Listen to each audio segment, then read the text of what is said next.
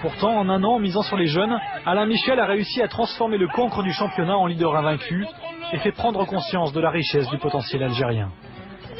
C'est pas mal, hein, c'est pas mal. Il faut structurer encore tout ça. Il faut faire un effort d'équipement, faire un effort d'installation, des lieux de vie, des lieux d'entraînement. Ballon jaune, ballon jaune. La plupart des clubs ont un déficit de lieux d'entraînement. Donc il faut utiliser des espaces fonciers pour créer de vrais centres d'entraînement, pour accueillir des jeunes.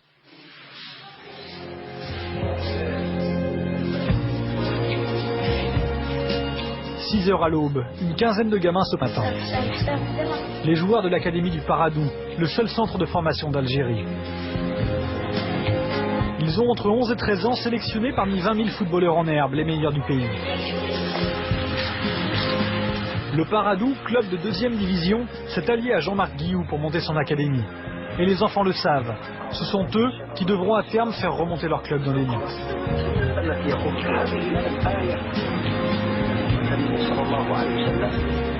Avec comme principal atout leur talent au bout de leurs pieds, seulement leurs pieds, sans chaussures. Depuis 2 ans, ils s'entraînent 2 fois par jour, malgré la pluie, malgré le froid. Le foot algérien à l'état pur.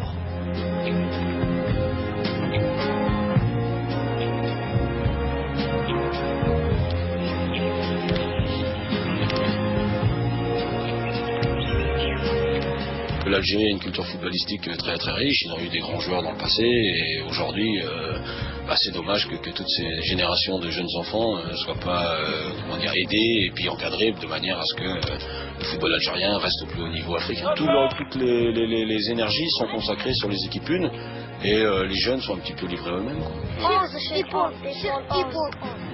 11. Voilà. Après notre relégation de division 2, il était absolument vital pour nous de changer de cap parce qu'on ne pouvait absolument pas entrer dans cette logique de dépenser chaque année des budgets faramineux. Donc à partir de là, il était très important pour nous qu'on se lance dans la formation. Pieds nus et sans gardien, l'académie du Paradou, nouvelle attraction du foot algérien. Il y a 10 000 personnes dans les tribunes ce jour-là pour découvrir 11 gamins de 12 ans au talent hors norme. En face, les cadets de la JSK, le grand club de Kabylie. 11 jeunes hommes eux aussi, mais la différence, c'est qu'ils ont 16-17 ans, des crampons et un gardien.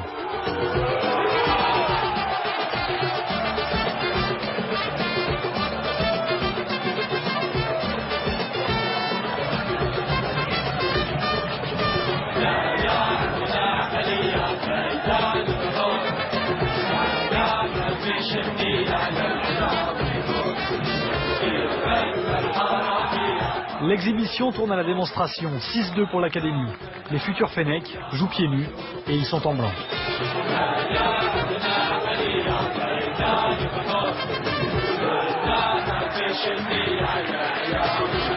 C'était un petit peu un phénomène au départ parce que d'abord voir les enfants jouer pieds nus, jouer sans gardien, jouer contre des adversaires plus vieux et puis jouer un football que les Algériens aiment, c'est-à-dire un football qui ressemble un petit peu à celui qu'ils avaient quand ils étaient à la grande équipe de 82 avec les Beloubi, Badger, donc ça les a un petit peu interloqués. Alors ils venaient, et puis bon après quand c'est des enfants c'est toujours plaisant aussi quoi.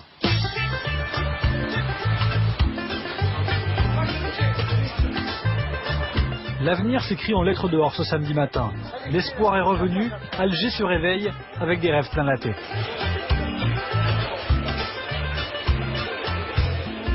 Au marché, en ville, dans les journaux, un seul sujet de conversation, le foot. L'Algérie, une possible qualification pour la Coupe du Monde.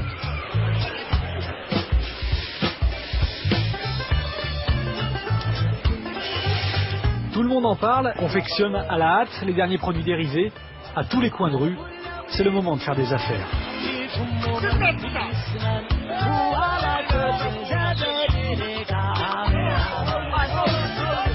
L'Algérie peut dès ce week-end composter son billet pour l'Afrique du Sud.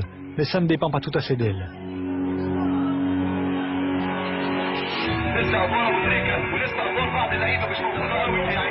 13h, l'autre match du groupe débute. Toute l'Algérie compte sur les Verts de la Zambie. Un faux pas de l'Égypte et les Fennecs n'auront besoin que d'une victoire le lendemain pour être sûrs de disputer le premier mondial africain.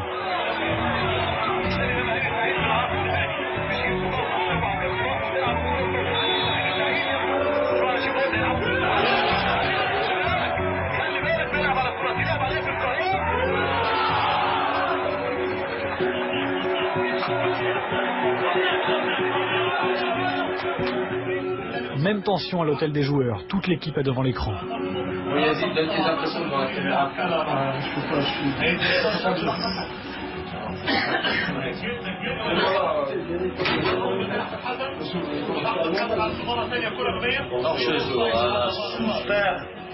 Super.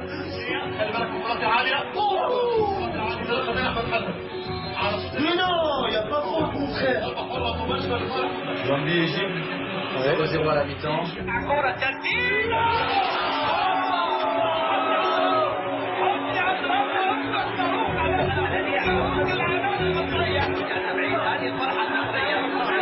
L'Égypte l'emporte finalement 1-0.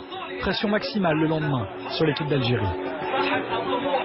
Eh les gars, vous savez que si le résultat reste comme ça, là, vous savez quoi? C'est ce qui reste à faire après. Nazir, c'est ce qui reste à faire. On n'a pas le droit de décevoir le peuple. On n'a pas le droit de décevoir le public, les supporters.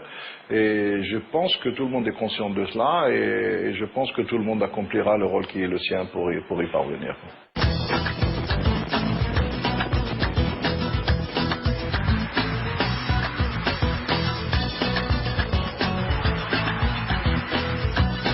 Direction Blida, 50 km au sud d'Alger ce dimanche pour assister au match.